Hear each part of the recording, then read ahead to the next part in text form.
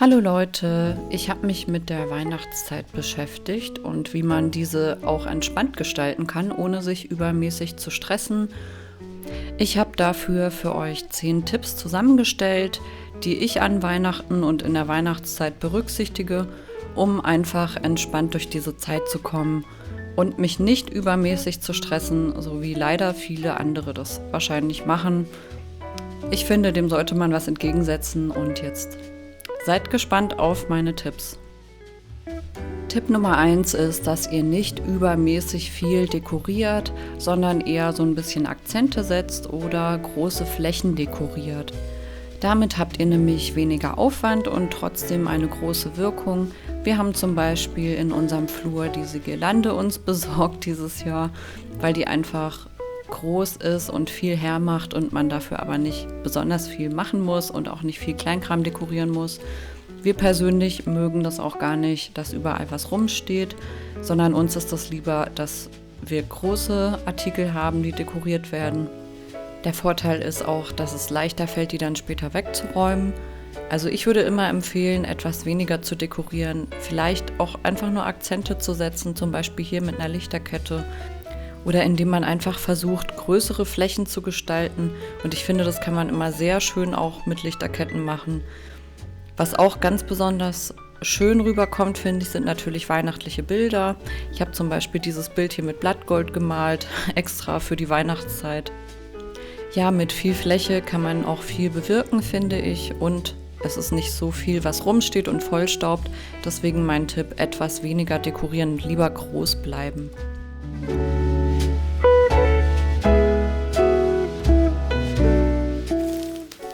Tipp Nummer 2 ist, dass ihr euch neutrale Dekoartikel zulegt, wie zum Beispiel eine Glasvase oder ein Tablett und die dann je nach Jahreszeit neu dekorieren könnt. So müsst ihr nämlich nicht extra für Weihnachten ein Weihnachtstablett kaufen oder einen Teller oder keine Ahnung, Vorhänge oder Bettwäsche, sondern ihr habt einfach neutrale Sachen, die ihr mit anderen zusammen dann dekorieren könnt. Ich finde zum Beispiel hier rechts diese Glasdose auch total universell einsetzbar. Die kann man über Weihnachten mit einer schönen Weihnachtskugel dekorieren oder, keine Ahnung, als Kosmetikdose benutzen für Wattepads oder was auch immer. Und man kann das einfach immer so ein bisschen umfunktionieren.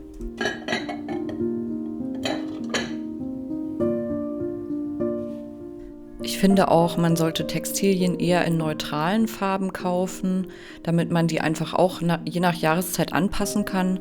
Zum Beispiel eine weiße Bettwäsche mit einer schönen Felldecke drüber oder so, sieht ja auch winterlich aus. Man braucht jetzt nicht unbedingt was mit einem Lebkuchenmann drauf. Und genauso verhält es sich ja auch bei der Tischdeko. Wenn man da einfach eine neutrale Tischdecke hat, dann hat man letztendlich viel mehr von seinem Geld, was man da ausgegeben hat, als wenn man jetzt eine extra weihnachtliche Tischdecke hat.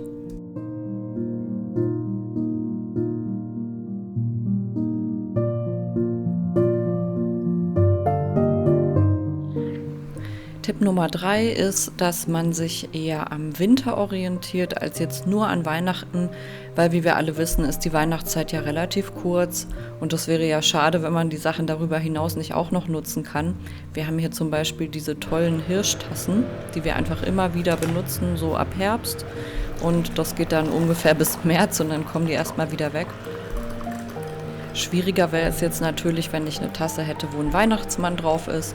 Da hat man ja schon eher die Assoziation, dass es nur für die Weihnachtszeit geeignet ist. Ich habe zum Beispiel auch spezielle Assoziationen mit dem Winter, wie die meisten Leute, mit Orangen, Mandarinen und halt schönen Gewürzen. Und das geht halt auch weit über Weihnachten hinaus. Und so muss man sich jetzt nicht auf diese kurze Zeitspanne beschränken, sondern kann sich einfach sagen, hey, ich genieße den Winter einfach richtig, ich mache mir das richtig schön gemütlich. Aber es ist eben nicht nur auf die Weihnachtszeit beschränkt, sondern auch darüber hinaus. Und das finde ich ist ein etwas nachhaltigerer Ansatz. Ich genieße zum Beispiel Kaffee mit Zimt oder mein Morgenmüsli mit Zimt den ganzen Winter über. Das ist genauso wie mit den Tassen. Es fängt im Prinzip schon im Herbst an und dann mache ich das wirklich bis März und dann kommen die Sachen erstmal wieder weg. Aber es erinnert mich einfach an den Winter und nicht nur an Weihnachten und ich finde, da hat man länger was davon.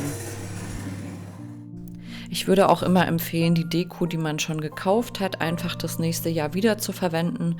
Zum Beispiel die Lichterketten in kleinen Kisten zu lagern oder überhaupt sich eine Weihnachtskiste zuzulegen.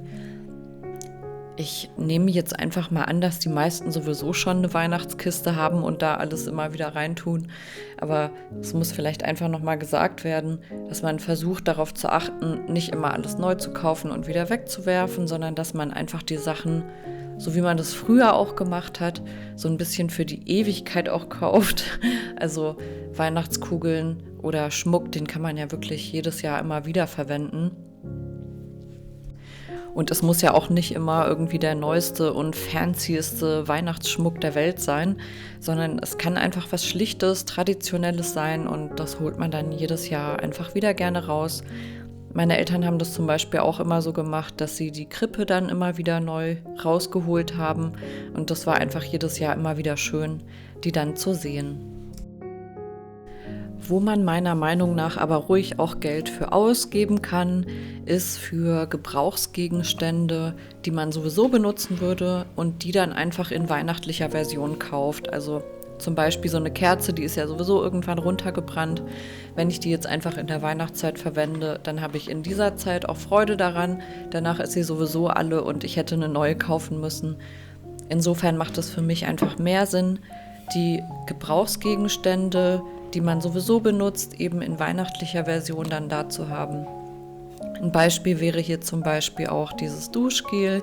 Da gibt es immer wieder eine limitierte Edition von und es riecht einfach wunderbar. Einfach nach Ingwer und so ganz frisch. Ich finde, es passt in Sommer, aber es passt irgendwie auch in Winter. Und jetzt zum Winter kommt das halt in so einer limitierten Weihnachtsedition raus und dann kauft man halt die und benutzt es zu Ende. Und dann ist es ja letztendlich auch etwas Nachhaltiges und man hat halt trotzdem so ein bisschen Spaß daran. Ich finde, man soll sich jetzt ja auch nicht komplett zurückhalten müssen oder so. Aber bei manchen Sachen ist es vielleicht ja schon mal eine Überlegung wert, ob man die wirklich jetzt braucht oder nicht. Und ich sag mal, ein Duschgel, das braucht man sowieso immer, ob man da jetzt die weihnachtliche Version hat oder nicht. Das macht den Kohl halt jetzt auch nicht fett. Diese Nivea-Creme gibt es dieses Jahr zum Beispiel auch in einer Lebkuchen-Version, Ginger all the way und ich fand das einfach irgendwie süß. Man verwendet das ja vielleicht sowieso und dann kann man auch davon ja die Special Edition kaufen, bis es dann halt leer ist. Ist ja bei Adventskalendern letztendlich genauso. Wir kaufen eigentlich auch immer gar keine Adventskalender. Dieses Jahr haben wir welche geschenkt bekommen und die verbraucht man natürlich sowieso bis zum 24. Insofern kann man da ruhig Geld für ausgeben, weil es ja sowieso ein kurzlebiges Produkt ist und da habe ich dann auch gar nicht so ein schlechtes Gewissen. Womit man auf jeden Fall den Stress in der Weihnachtszeit reduzieren kann, ist dieses Gedankenkarussell um die Geschenke.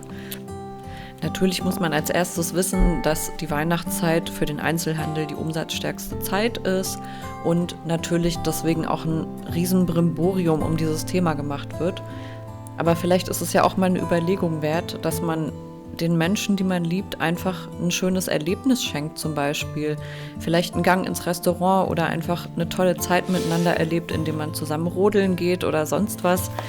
Also ich mache das jetzt zum Beispiel auch nicht so, dass ich wirklich für jeden immer ein Geschenk habe. Vielleicht spricht man sich sogar vorher ab und sagt, okay, wir wollen uns dieses Jahr gar nichts schenken, dafür gehen wir irgendwie schön essen oder so. Sodass man einfach mehr zu der Annahme kommt, dass auch die Zeit, die man zusammen verbringt, etwas wert ist und nicht nur diese Gegenstände. Ich glaube, man muss schon immer darauf achten, dass es nicht alles zu oberflächlich wird und es nur um Konsumgier und sowas geht, sondern dass auch noch irgendwie Werte festgehalten werden, wofür ja Weihnachten auch eigentlich steht. Also letztendlich ist es ja ein christliches Fest und erinnert an die Geburt Jesu und nicht an die Geschenke, die Jesus bekommen hat oder so. Deswegen verstehe ich auch immer den Sinn dahinter nicht. Es ist halt einfach wirklich von den Läden, von den Unternehmen ausgenutzt worden. Man muss das einfach so sagen, dass es einfach eine Konsumzeit ist und natürlich lebt der Einzelhandel davon. Das ist auch völlig verständlich. Ich meine, ich verkaufe auch meine Kunst, ich konsumiere auch und ich möchte auch, dass meine Bilder gekauft werden, aber trotzdem dreht sich nicht die ganze Welt darum und vielleicht kann man auch einfach versuchen, das Ganze ein bisschen entspannter zu sehen und mehr die Werte auch zu schätzen, die dahinter stehen. Der nächste Punkt passt auch so ein bisschen dazu. Wir können uns nämlich in der Weihnachtszeit auch einfach etwas mehr Zeit für uns nehmen, um wirklich schöne Sachen zu genießen, um uns selbst etwas Gutes zu tun. Und da spreche ich zum Beispiel davon, dass man sich einfach mal die Zeit nehmen könnte, um in ein Spa zu gehen oder in die Sauna zu gehen oder sich einfach mal ein bisschen verwöhnen zu lassen und diesem ganzen Weihnachtsstress etwas auszuweichen. Ich finde, es gibt keine bessere Möglichkeit dafür, als in die Sauna zu gehen und einfach sich selber ein bisschen was Gutes zu tun. Natürlich muss man dafür nicht unbedingt irgendwo hinfahren oder so. Wenn man zu Hause eine Badewanne hat, dann funktioniert das natürlich auch alles super zu Hause. Selbst wenn man keine Badewanne hat, ich weiß, wovon ich spreche, dann kann man sich einfach vornehmen, zum Beispiel so einen Self-Care-Abend zu machen, packt sich irgendwie eine Gesichtsmaske drauf, macht eine Runde Yoga oder so. Also es gibt ja sehr viele Möglichkeiten. Vielleicht verbringt man den Abend vorm Fernseher und trinkt dabei einen schönen Tee oder so und fühlt sich einfach so ein bisschen selbstlieb gehabt. Also ich glaube, um dieser stressigen Welt etwas entgegenzusetzen, gibt es nichts Besseres, als sich um sich selber zu kümmern und nicht zu vergessen, dass man sich auch mal rausnehmen kann von dieser Welt und auch von den Geschehnissen da draußen. Weil ich glaube, das kann einen auch ziemlich mürbe machen, wenn man sich immer nur mit äußerlichen Sachen beschäftigt. Die Einkehr nach innen, die ist ja das, was eigentlich wirklich zählt. Also, dass man sich auch mit sich selber beschäftigt, mit den Gedanken, die man so hat und sich einfach auch mal zurücknimmt und sich erlaubt zu ruhen. Also, ich muss nicht das ganze Jahr über produktiv sein. Ich darf mich auch mal erholen und sich diese Zeit zu gönnen und sich das zu schenken. Das ist doch so viel mehr wert als irgendwelche Geschenke. Frieden im Inneren, was meine ich damit? Damit meine ich, dass wir uns eine heile Welt auch innerlich bewahren können. Das heißt, ich brauche nicht die ganze Weihnachtsdeko, die da draußen zur Verfügung steht, die brauche ich nicht bei mir drin haben.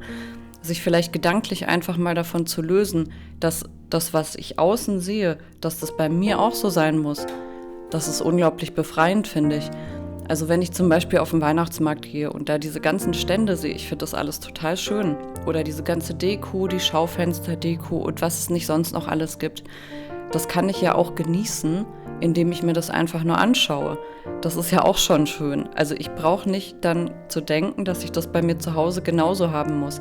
Also mir reicht das manchmal auch, das einfach von Weitem zu betrachten und darin irgendwie eine Inspiration zu finden, anstatt zu meinen, dass ich zu Hause genau denselben Standard erfüllen muss. Ich denke, man nimmt sich dadurch ganz schön viel von dieser Last, die vielleicht auch andere an einen haben. Da muss man natürlich erstmal nachforschen, sind das überhaupt Erwartungen, die ich an mich selber habe, oder sind es Erwartungen, die vielleicht andere an mich haben?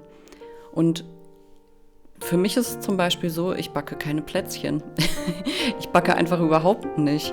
Und wenn ich einen Kuchen oder Plätzchen haben will, ja, dann kaufe ich die halt einfach. Also ich habe mich davon so ein bisschen losgelöst, von diesen Erwartungen. Man muss, man muss, man muss. Ich glaube, das tut mir überhaupt nicht gut und deswegen habe ich mich davon gelöst und versuche, meinen inneren Frieden auch irgendwo zu bewahren damit. Und ich kann das nur jedem ans Herz legen, das genauso zu machen. Ja, mein vorletzter Tipp ist, dass man sich einen schönen Filmeabend zusammen macht oder auch alleine, je nachdem. Ich habe natürlich auch so ein paar Lieblingsweihnachtsfilme, die ich mir jedes Jahr immer wieder angucke. Dazu zählt zum Beispiel Der kleine Lord. Kevin allein zu Haus ist ja so ein Klassiker, den sich viele dann immer wieder gerne angucken. Das ist einfach für mich so ein behagliches Gefühl und irgendwie bleibt man dann auch in seiner inneren Bubble so ein bisschen und schirmt sich von Äußeren ab. Und ich finde, das gehört auch so ein bisschen mit in diese Self-Care-Tipps, die ich vorher schon gegeben habe und in diesen inneren Frieden. Und das ist einfach was ich sehr genieße, diese Weihnachtsfilme zu gucken. Irgendwie fühlt man sich dann auch immer so schön in die Kindheit versetzt und das ist einfach ein tolles, behagliches Gefühl. Ich finde auch im Winter, da hat man irgendwie mehr Muße, sich das so richtig gemütlich zu machen abends. Sich eine Schale mit Popcorn hinzustellen oder vielleicht einen Kakao dazu zu machen und dann kann man sich so richtig einmummeln und wohlfühlen und ja, ich finde es einfach wunderbar. Ich mache das jedes Jahr immer wieder gerne und die Katzen sind dann auch immer dabei und dann ist das so eine kleine Familienrunde. Ich finde, das Ende des Jahres ist auch immer sehr gut dafür geeignet, nochmal das ganze Jahr Revue passieren zu lassen und vielleicht die Zeit auch so ein bisschen als Chance zu sehen, fürs nächste Jahr etwas besser zu machen oder vielleicht seine Werte nochmal zu verfestigen. Also meine Empfehlung wäre, schaltet doch an Weihnachten einfach mal das Handy aus oder legt es mal beiseite. Lasst euch von niemandem anrufen und seid einfach mal im Moment. Nutzt diesen Abend einfach mal als Reset der geistigen Verfassung, sage ich jetzt mal so, um sich einfach wieder auf die Gegenwart zu konzentrieren und so ein bisschen auf den Boden der Tatsachen zurückzuholen. Mir hilft dabei auf jeden Fall immer, dass ich in die Kirche gehe.